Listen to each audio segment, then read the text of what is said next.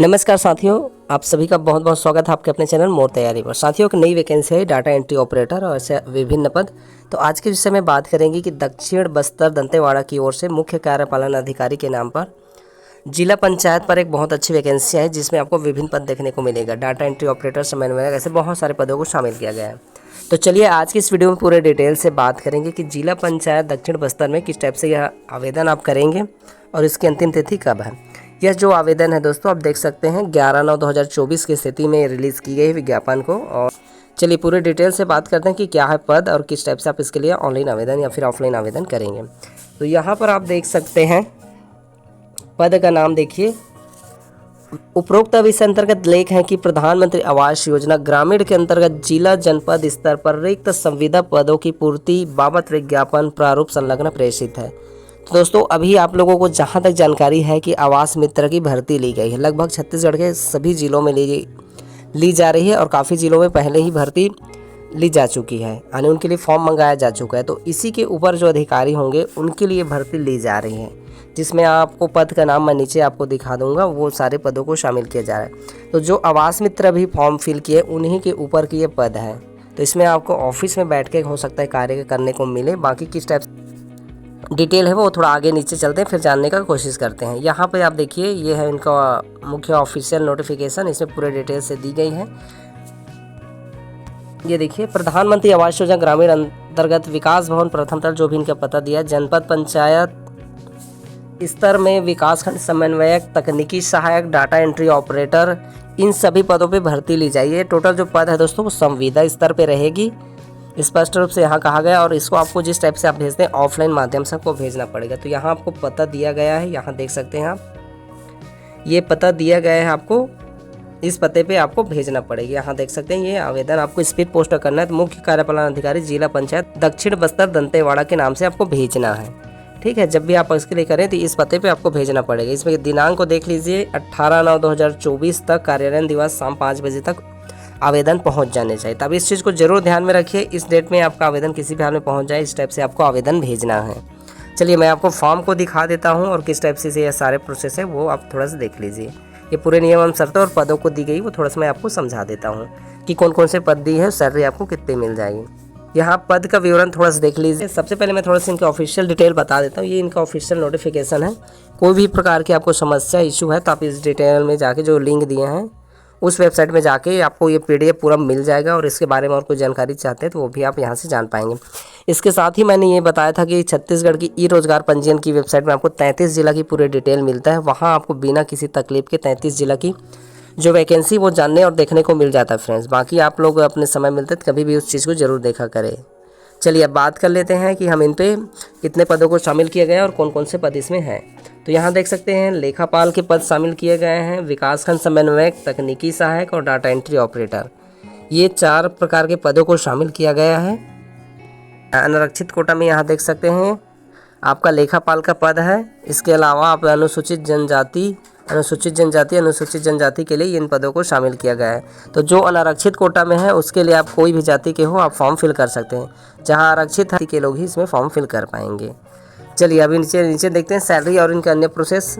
तो इनमें देख सकते हैं सैलरी जो आपको लेखापाल में मिलेगा 23,350 रुपये के अनुसार। और योग्यता में देख सकते हैं छत्तीसगढ़ शासन सामान्य प्रशासन विभाग के द्वारा जारी आहारता। तो इसमें आपको हो सकता है 12वीं प्लस कंप्यूटर मांगा जाए। ठीक है, तो आप इसमें इस अंतर्गत हैं तो आप ज़रूर इसके लिए आवेदन कर सकते हैं। इसमें और कुछ अन्य बातें लिखी गई, जैसे अगर आपने M.Com किया है तो आपको पहली प्राथमिकता दी जाएगी। दूसरी बात इसमें और कहा गया है, देखिए, अगर आपने प्रधानमंत्री आवास योजना ग्रामीण में कोई भी कार्यानुभाव है तो आपको भी प्राथमिकता दी जाएगी। तो इनका सिलेक्शन इस टाइप से होगा, यहाँ आप समझ सकते हैं। चलिए अब आगे चलते हैं, थोड़ा सा और अन्य चीज़ों को समझते हैं। इसके अलावा आपका विकासखंड के स्तर पर जो पद शामिल किए गए वो देख लीजिए। ये लगभग अलग अलग स्तरों पे निकाले जा रहे हैं फ्रेंड्स। इससे पहले मैंने इसी के रिलेटेड और वीडियो बनाया था, तो वो आप जरूर देख लीजिएगा। चलिए ये समझाने का मैं प्रयास करता हूँ। यहाँ पे देखिए, इसमें जब विकासखंड समन्वयक 39,875 रुपये की सैलरी है।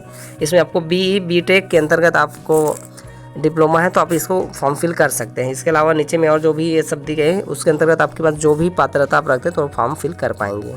सिलेक्शन प्रोसीजर को भी यहाँ आपको दिया गया है कि किस टाइप से होगा। कैंडिडेट ये देखिए इतना वेटेज उठाया जाएगा और कंप्यूटर प्रतियोगिता परीक्षा इस टाइप से होगा। इसके अलावा आपका जो अन्य प्राथमिकता की चीज़ें जैसे कोई भी अनुभव है तो वो आप समझ सकते हैं। यहाँ ये देख लीजिए, अनुभव इन चीज़ों पे है तो आपको पहली प्राथमिकता दी जाएगी। सेम इसी तरह से आपका तकनीकी सहायक में भी है, 35,165 रुपये की सैलरी रखी गई, पे लेवल 9वां है। और डिटेल आप देख सकते हैं इसमें B tech, diploma, civil engineer, इन सब चीज़ों में आपको पास डिग्री डिप्लोमा है तो आप फॉर्म फिल कर सकते हैं। आपको 10वीं 12वीं जाति निवास ये सब सबमिट करना है। अगर आप सामान्य कोटा से तो आपको जाति सबमिट करने की कोई ज़रूरत नहीं है। चलिए बाकी selection procedure, data entry operator भी देख लीजिए, बहुत अच्छी सैलरी, 23,350 रुपये, पे लेवल 6वां। यहाँ इनकी योग्यता की बात करें तो आप 12वीं पास है और कंप्यूटर आपके पास है तो आप बिल्कुल इसके लिए आवेदन कर लीजिए। यहाँ देख सकते हैं दी गई है कि हायर सेकेंडरी में प्राप्त प्रतिशत का 100 अंकों में से वेटेज उठाया जाएगा, तो आप जरूर इसके लिए आवेदन कर सकते हैं। बाकी इसमें भी जो कार्यानुभव है उसको भी समझ लीजिए। यहाँ देखिए, प्रधानमंत्री आवास ग्रामीण में कार्यानुभव को प्राथमिकता दी जाएगी। अगर आपके पास है तो आपको पहली प्राथमिकता दी जाएगी। अब मैं आपको बता देता हूँ अनुभव, जैसे आपके पास कोई भी अनुभव है तो आपको क्या है, अनुभव से रिलेटेड जिस भी विभाग में आपने काम किया वो अनुभव अगर शेयर कर रहे हैं तो उसको आपको ज्वाइनिंग लेटर या कोई भी स्लिप उसमें है तो वो आप यहाँ डाल दीजिए। अगर उनसे रिलेटेड आपके पास बैंक स्टेटमेंट है या कोई भी स्लिप है तो वो आप डाल सकते हैं। आवश्यक 1 वर्ष का डाल सकते हैं, 6 महीने का तो 6 महीने का डाल दीजिए। बाकी अगर 1 से अधिक वर्ष का है तो आप जितने चाहे उतने डाल सकते हैं। बाकी 1 से 2 वर्ष का डाल दीजिए अगर आपके पास है तो। ठीक है फ्रेंड्स, इस चीज़ को जरूर याद रखिएगा। अब चलिए हम बात कर लेते हैं थोड़ा सा इनको, फॉर्म किस टाइप से भरना है वो थोड़ा समझिए। बहुत लोगों को भरने भी नहीं आता। सबसे पहले यहाँ आपको फ़ोटो चिपका लेना है और इसमें स्वप्रमाणित आपको साइन भी कर देना है इस टाइप से। इसके अलावा आप यहाँ देखिए, ये तो आवेदित पद का नाम है तो आपको सीधे से जो भी पद में करें, जिला समन्वय, तकनीकी सहायक या अन्य जो भी पद, उसके हिसाब से आपको नाम लिखना है। संबंधित जिला तो सीधी से दी गई बस्तर दंतेवाड़ा के नाम से ही आपको यहाँ लिखना है। जिला पंचायत बस्तर, दक्षिण बस्तर दंतेवाड़ा, दक्षिण बस्तर दंतेवाड़ा। चलिए इसके अलावा आपको यहाँ सिंपल सा फॉर्म है वो समझिए। नाम लिखने हैं हिंदी में, इंग्लिश में, फिर आपको अपना जेंडर डाल देना है, मेल फीमेल, जन्म तिथि डालना है, फिर शब्दों में डाल देना है।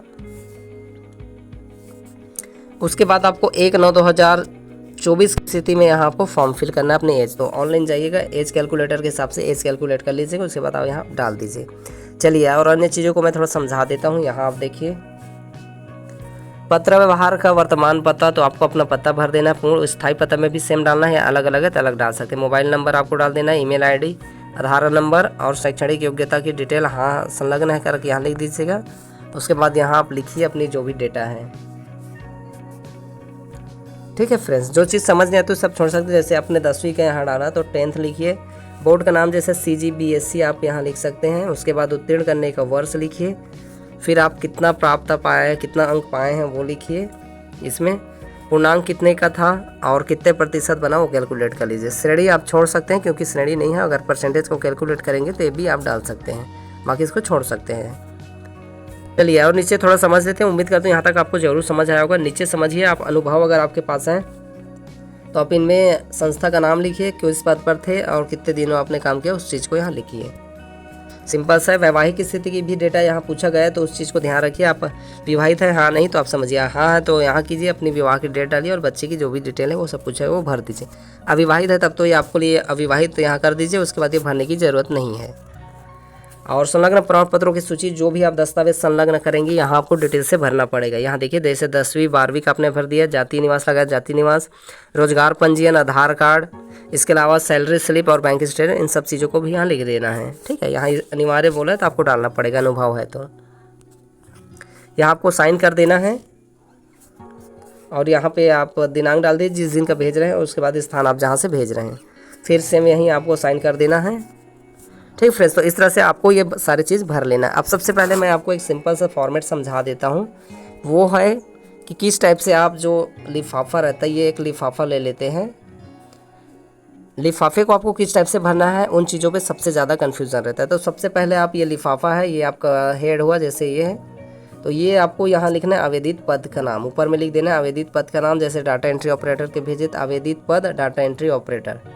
उसके बाद यहाँ आपको लिख देना है प्रति में जो पता वहाँ दिया गया है, मुख्य कार्यपालन अधिकारी जिला पंचायत दक्षिण बस्तर दंतेवाड़ा, इस चीज़ को लिख देना है। उसके बाद आप यहाँ जैसे उसका पता लिख लिए, उसके बाद इस साइड में आपको लिखना है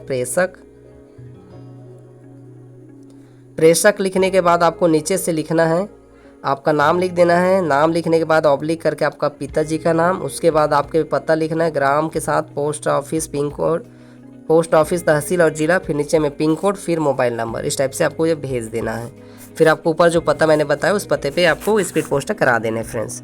चलिए आज की वीडियो मैं बस यहीं तक रखता हूँ। उम्मीद करता हूँ यह वीडियो ज़रूर आपको पसंद आया होगा। और चैनल में दोस्तों आप लोग सब्सक्राइब बहुत कम करें, प्लीज़ हमें भी सपोर्ट कीजिए।